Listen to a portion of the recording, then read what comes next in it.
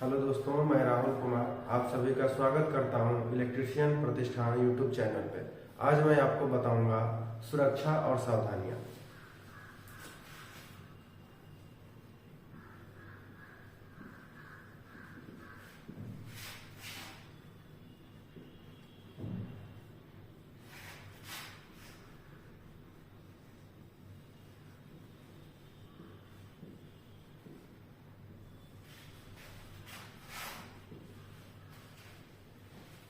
सुरक्षा और सावधानियां। कोई भी इलेक्ट्रीशियन हो, फिटर हो, प्लम्बर हो, वायरमैन हो, जितने भी प्रकार के टेक्नीशियन होते हैं, उन सभी को इन दो बातों पे ध्यान देना जरूरी होता है। इन दो बातों में, सुरक्षा और सावधानियां में, तीन चीजें आती हैं। जो पहला चीजें आती है उसको हम लोग बोलते हैं स्वयं की सुरक्षा। स्वयं की सुरक्षा। दूसरा होता है मशीन व उपकरण की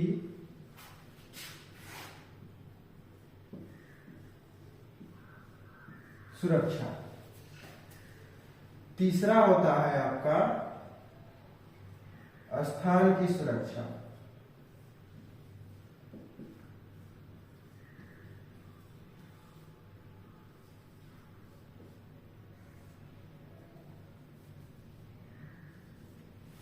है ना?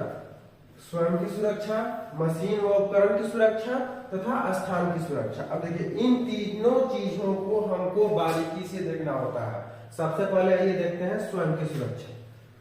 तो स्वयं की सुरक्षा जो है, इसमें हमारे जो हम है, जो भी व्यक्ति काम करता है, इलेक्ट्रीशियन हो, फिटर हो, प्लम्बर हो, वेल्डर हो, जो भी काम करता है, उनको पहले स्वयं की रक्षा करनी होती है कि हमें कम से कम हानि हो। अगर कोई दुर्घटना घटे, है ना, कोई भी दुर्घटना घटे, है ना, उसे हमें कम से कम हानि हो, है ना। तो मुख्यतः जो होता है, हमें खतरा होता है सबसे पहले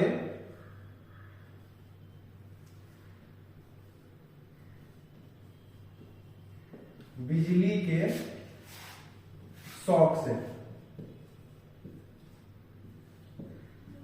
है ना। उसके बाद हमें खतरा होता है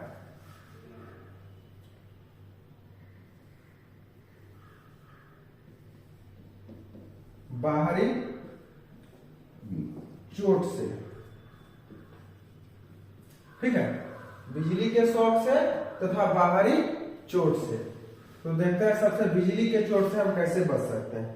देखिए, जब भी हमें बिजली का शॉक लगता है, तो बिजली का शॉक तभी लगेगा जब हम बिजली के सर्किट को कंप्लीट करें। सपोज दैट, मान लीजिए कि हमारा शरीर है, सपोज दैट ये हमारा शरीर है, यहाँ पे हमने लाइव वायर को पकड़ा है ना, लाइव वायर को पकड़ा है। हमें कुछ नहीं होगा, कारण कि हमने अपने आप को इंसुलेटेड कर रखा है ना। अगर आप स्वयं को इंसुलेटेड करके रखे हुए हैं, तो आपको कम से कम या नहीं के बराबर बिजली का शॉक लगेगा, है ना। जैसे ही हमारे शरीर में, जैसे ही धारा बाहर जाएगी, हमारे शरीर में धारा है, हमें कोई दिक्कत नहीं। हमारे शरीर से जैसे ही धारा बाहर जाएगी, हमें शॉक लगेगा, है ना। तो कोशिश ये करना है कि कैसे भी तरीका से, जो भी तरीका मिले, है ना, वो हमें अपने शरीर से बिजली को बाहर नहीं जाने देना है ना। इसका सबसे अच्छा तरीका होता है जूता, रबर का जूता। ठीक है, रबर के सोल वाला जूता पहन लेंगे। उसके बाद रबर का दस्ताना, जिसको ग्लव्स भी कहा जाता है, पहन लेंगे। रबर का जूता और रबर का दस्ताना पहन के यदि हम काम करेंगे तो हमें बिजली के शॉक नहीं लगेंगे। उसके बाद हमें वैसे कपड़ा पहनना है जो ना तो ज्यादा ढीला हो और ना ही ज्यादा टाइट हो, क्योंकि हमें काम करते समय बैठना भी पड़ता है, उठना भी पड़ता है, कहीं पे जंप लगाना पड़ता है, सीढ़ी चढ़ना होता है। तो इन सब बातों को ध्यान में रखते हुए हमें वैसे कपड़े को हमेशा इग्नोर करना है जो ज्यादा फिटिंग है या फिर ज्यादा लूज है। ठीक है, उसके बाद हम आते हैं बाहरी चोट से कैसे बचे। तो बाहरी चोट से बचने के लिए आप सबसे पहले आपको जूता पहनना पड़ेगा, क्योंकि जो भी इक्विपमेंट होगा, टूल होगा, वो अगर पांव पे गिरे तो पांव की रक्षा होगी। उसके बाद हमें एक हेमलेट पहनना होता है ना, क्योंकि अगर कोई खतरा है सबसे ज्यादा तो हमारे शरीर को, अगर इसमें अगर चोट लग गया तो फिर संभव नहीं है कि हम बच सके, है ना। तो ये हो गया हमारी सुरक्षा। अब इसके बाद आते हैं मशीन तथा उपकरण की सुरक्षा।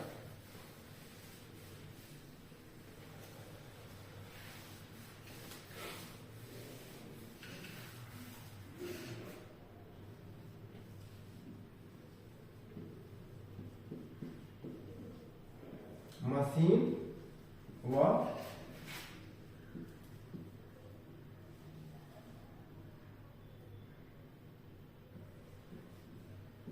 उपकरण की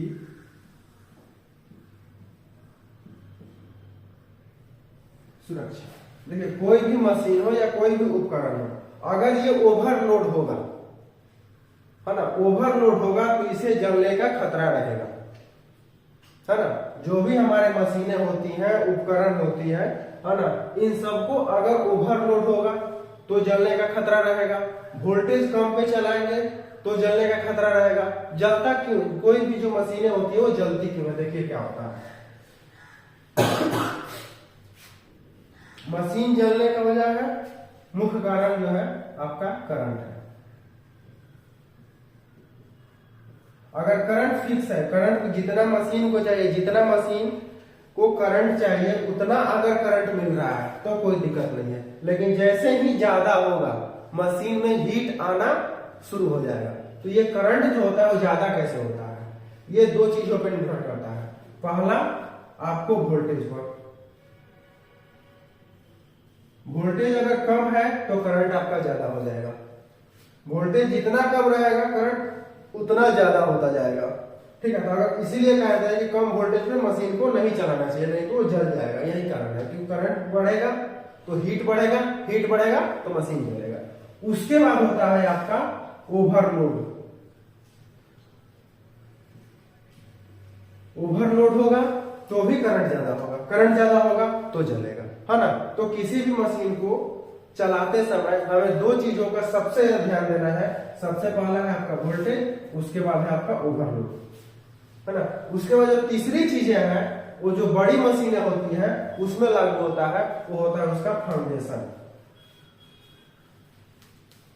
फाउंडेशन में क्या होता है कि अगर फाउंडेशन सही नहीं है तो मशीन जलने का खतरा रहता है ना, या फिर मशीन टूटने फूटने का डर रहता है ना।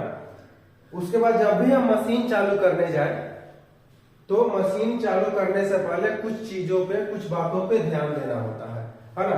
पहला जो बातें है उसको ध्यान देना है। एक नंबर में, यदि मशीन के बारे में अगर हमें अज्ञानता है,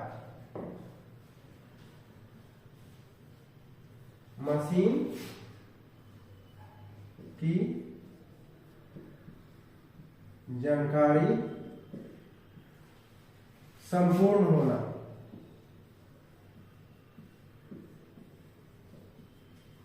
है ना। यानी कि जो भी हमारे पास मशीन है उसके बारे में हम सब कुछ जानते हैं। अगर नहीं जानते हैं तो उस मशीन के बारे में नहीं कुछ करना है, सोचना ही नहीं है कि मशीन क्या है, नहीं कुछ नहीं, बस छोड़ देना है। दूसरा है, अगर हम जानते हैं तब जाके उस मशीन को स्विच ऑन करने से, मशीन को चालू करने से पहले, मशीन को चालू करने से पहले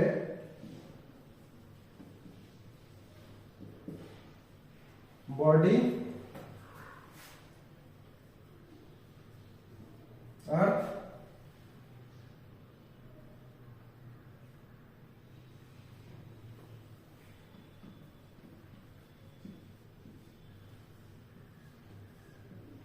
टेस्ट करना है ना। ये दो चीजें हैं, इसको ध्यान देना होता है। अगर सबसे पहले मशीन के बारे में अगर हमें जानकारी नहीं है तो नहीं कुछ करना है, और जो हमारा मशीन है इसको चालू करने से पहले इसका बॉडी अर्थ हम चेक कर लेंगे।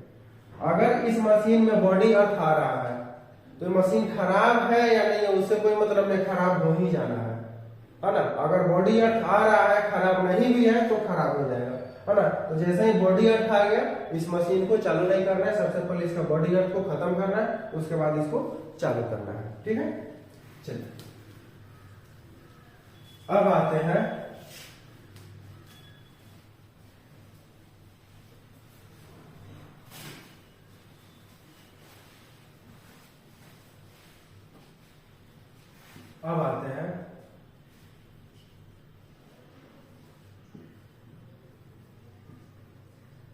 स्थान की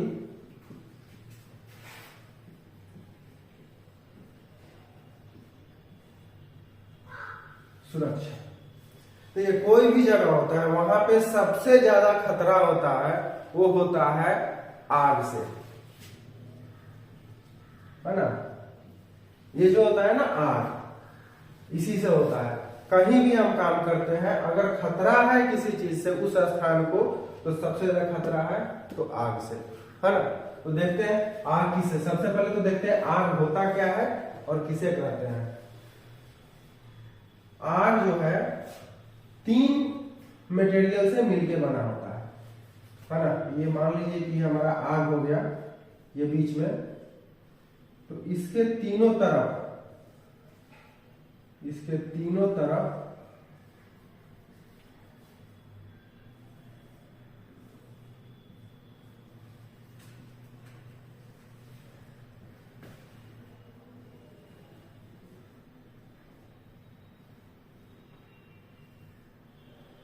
यहाँ पे ऑक्सीजन रहेगा,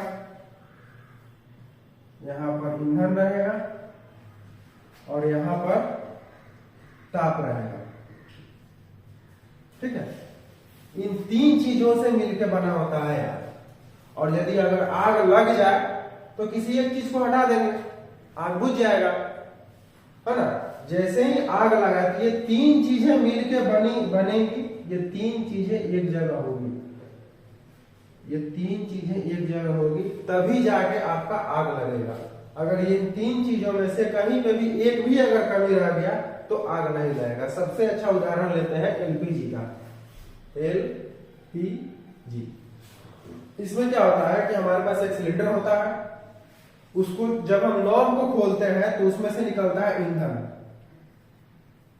ईंधन निकल गया, बाहर में क्या है, ऑक्सीजन है, लेकिन क्या ये जलता है? नहीं जलता है। क्यों नहीं जलता? क्योंकि इसको ताप नहीं मिलता है। ताप हम किस चीज के द्वारा देते हैं? माचिस के तीली से या फिर लाइटर से। जैसे ही इन तीनों चीज मिलते हैं एक जगह, फिर ये आग लग जाता है ना। ये जो है हमारा आग तैयार है। इन 3 चीजों के मिलने से ही हमारा आग तैयार होता है। और अगर आग को बुझाना है तो हमें इन तीनों में से किसी एक को हटा देंगे, आग बुझ जाएगा। तो क्या हीट को हटाया जा सकता है? नहीं हटाया जा सकता। जब तक आग रहेगा तब तक हीट को नहीं हटाया जा सकता है। हटाएंगे तो केवल ईंधन को और नहीं तो ऑक्सीजन को, है ना। ईंधन को हटा दीजिए और नहीं तो ऑक्सीजन को हटा दीजिए, है ना। इन दोनों में से किसी एक चीज को हटा दीजिए, आग बुझ जाएगा।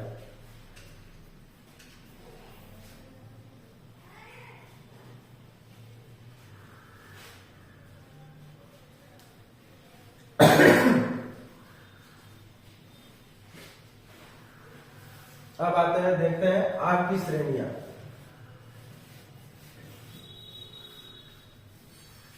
आग को मुख्यतः 4 भागों में, 4 श्रेणियों में बांटा गया है।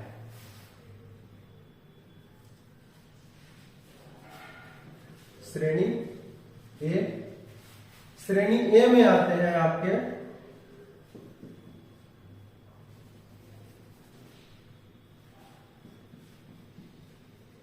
कागज, कपड़ा,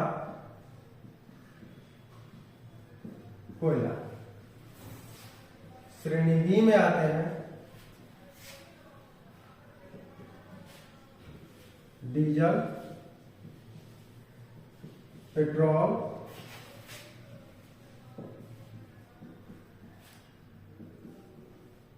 केरोसिन,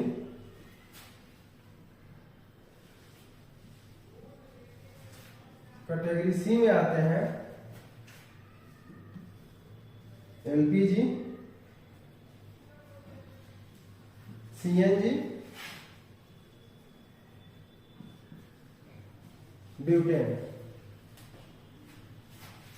और कैटेगरी डी में आते हैं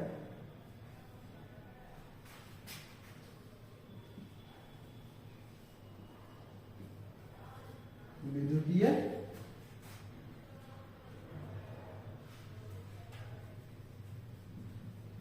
आग। देखिए दोस्तों, यहाँ पे इसको ध्यान से देखने पे देखिए, ये कागज, कपड़ा, कोयला, यानी कि ये एक ठोस मटेरियल है। डीजल, पेट्रोल, केरोसिन यानी कि द्रव मटेरियल है। कैटेगरी सी में एलपीजी, सीएनजी, ब्यूटेन यानी कि गैस है। और यहाँ पे डी में विद्युतीय आग यानी कि शॉर्ट सर्किट। ठीक है, तो ये क्या हो गया, ठोस, द्रव, गैस, शॉर्ट सर्किट। यानी कि जो आग का कैटेगरी होता है, कैटेगरी ए में ठोस, बी में द्रव और सी में गैस और डी में शॉर्ट सर्किट। ठीक है, आ गया समझ में? चलिए, धन्यवाद। वीडियो अच्छी लगे तो शेयर कीजिए, सब्सक्राइब कीजिए, लाइक कीजिए। धन्यवाद।